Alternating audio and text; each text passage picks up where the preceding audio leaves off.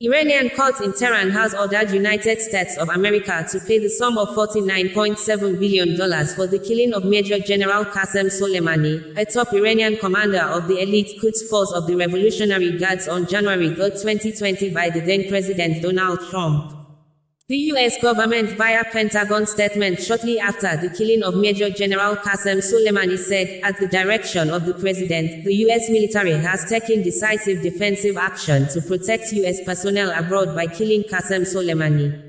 Thereafter, U.S. government imposed economic sanctions on Iran and the then-president, Donald Trump, added that, by removing Soleimani, we have sent a powerful message to terrorists. If you value your own life, you would not threaten the lives of our people. The Iranian Major General, Qassem Soleimani, the top commander of the elite Quds Force of the Revolutionary Guards, helped Iran fight proxy wars across the Middle East by inspiring militias on the battlefield and negotiating with political leaders, according to observers. Prior to his death, sources said General Qassem Soleimani was not registered on the passenger manifest when he departed from Damascus to Baghdad and avoided using his private plane because of rising concerns about his own security.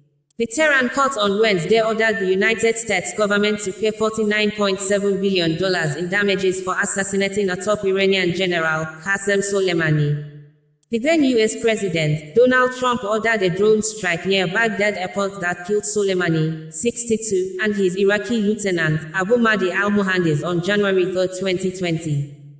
Iran retaliated days later by firing missiles at bases in Iraq housing American and other coalition troops. No U.S. personnel were killed, but Washington said dozens suffered traumatic brain injuries.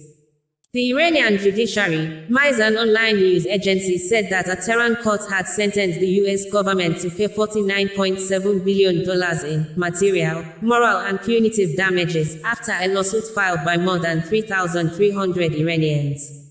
According to the news report, the court found 42 individuals and legal persons guilty, including Trump, the U.S. government, former Secretary of State, Mike Pompeo, and former Defense Secretary, Mark Esper.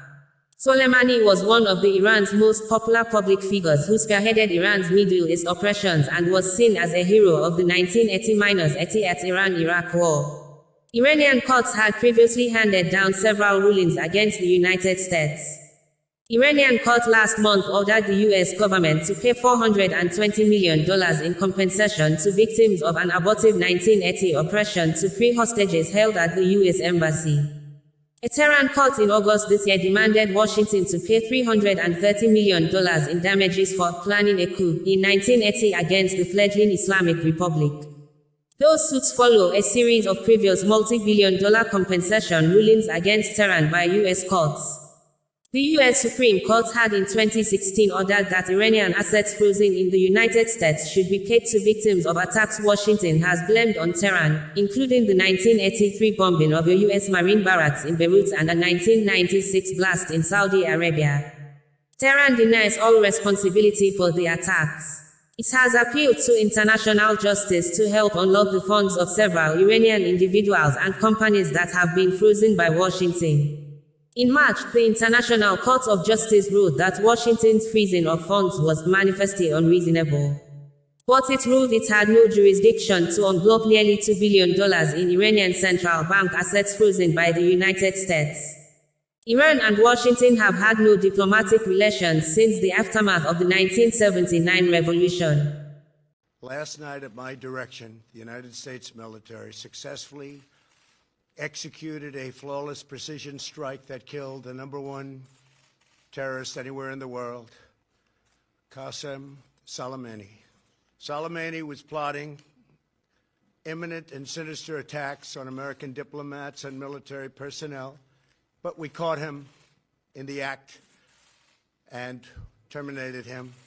For years, the Islamic Revolutionary Guard Corps and its ruthless Quds Force under Soleimani's leadership has targeted, injured, and murdered hundreds of American civilians and servicemen.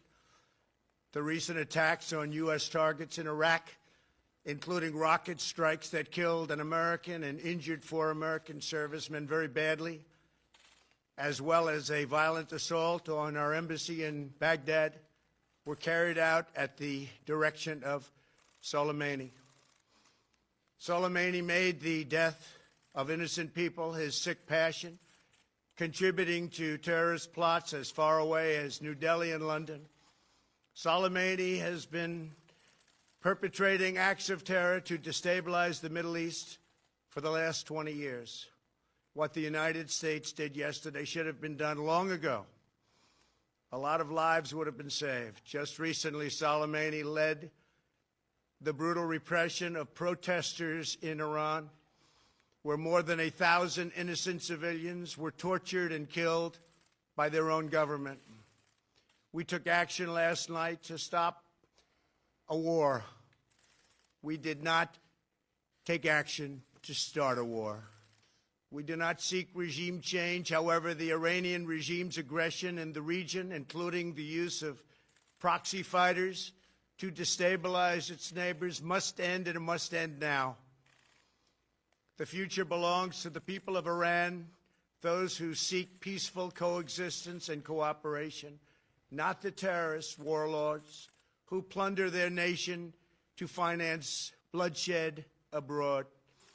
If Americans anywhere are threatened, we have all of those targets already fully identified, and I am ready and prepared to take whatever action is necessary.